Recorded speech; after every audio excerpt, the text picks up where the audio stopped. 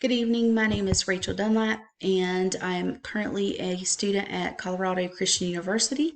And this is a brief interview or overview of an interview that I conducted with a human resource employee within the local hospital systems here in the state of West Virginia. The gentleman I interviewed is the nurse educator and training center coordinator within the local hospital system. He reports directly to the vice president of human resources within the health system, and he works in a team setting with other employees within the human resource department to evaluate potential new employees, as well as in the coordination of all new hire orientation and the education of all current employees regarding current and new laws and hospital policies.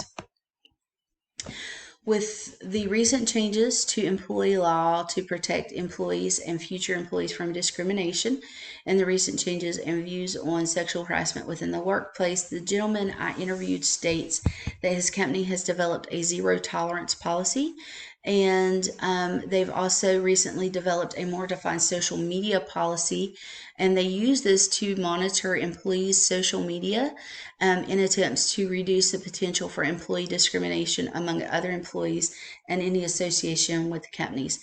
Their goal is to cut ties with anyone or anything that may discriminate against any person, regardless of sex, orientation, such as the LGBTQ community, race, religion, nationality, etc.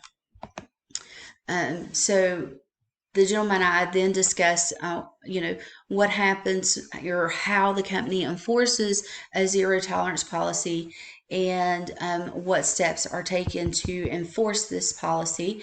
And he states that within his organization, they have a higher degree of investigation. So prior to the new laws and healthcare reforms, such as the Affordable Care Act, which we'll get into that in just a minute, while the company maintained that they had a zero tolerance policy, not everything was investigated to a higher degree. People were tend to give more of a slap on the hand, and you don't do this, that's bad. While as other people were, that's just how they are, you must overlook it. And now they have taken a complete stance as zero tolerance, meaning if someone is being discriminated against, the person that is doing the discrimination is fired without prejudice. So he said, first, they do this by taking every complaint seriously. Second, they must clearly define, document a process of discrimination or the harassment, meaning there has to be proof. Like, they can't just take your word for it. Now, while they take it as credible, they're not going to just fire somebody just because you say that they discriminate against them. It has to be credible. Like, your complaint has to be credible. And once it has been found to be a credible complaint, it is then investigated further by upper management team, and this includes in-house legal counsel. This protects not only the organization of the company, but also the employee making the complaint and the employee that's being complained against. So like I mentioned, within the Affordable Care Act, within Article 1557, it states that a person that identifies as transgender must be addressed and treated as the gender by which they identify. So how does this affect Human Resource Department? Well, okay, so with them having a zero tolerance policy, let's say a patient, for instance, that comes in and they're transgender, so they're male, but they self-identify as female. That person must be, treated as a female. They must be addressed as a female by every employee. And the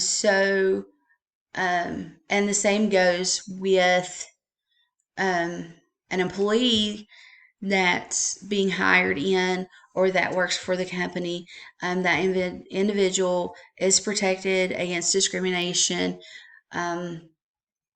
and must be addressed and treated by the gender by which they identify.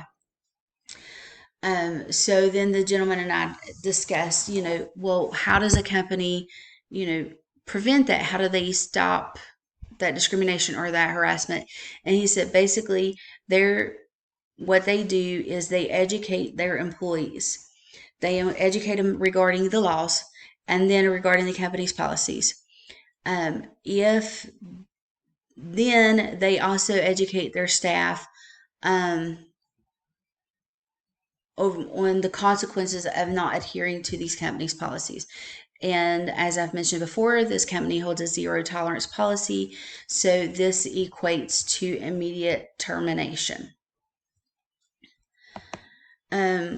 So then, he goes on to explain that while all the prevention and education that can be done, no one can control human behavior. So the best thing that can be done is to have a plan in place to prevent a reoccurrence.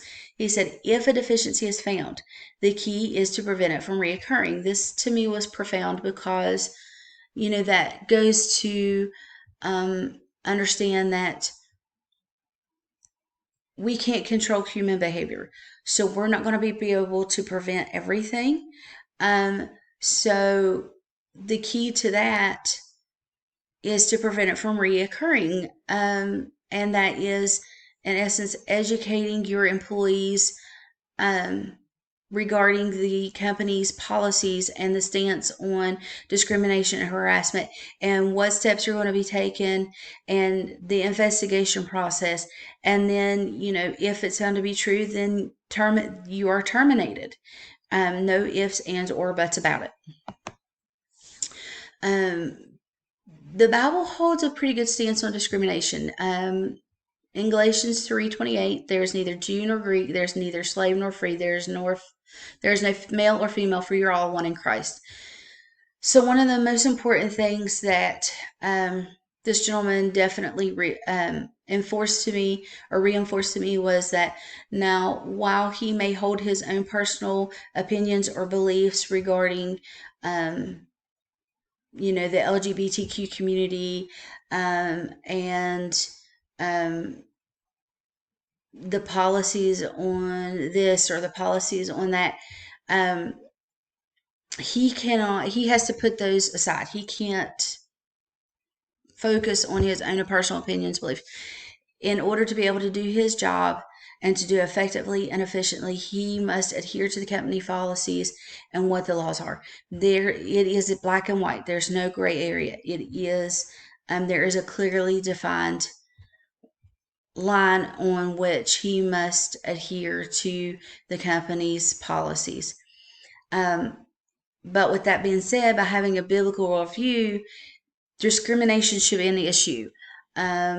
If you're looking at the world in the lens of through a biblical worldview, then God tells us to love everyone, that he's no respecter of person, that he views us all as the body of Christ, and he died for us all. So it's not our place or our position to judge or discriminate anyone regardless of race, religion, nationality, sexual orientation, etc.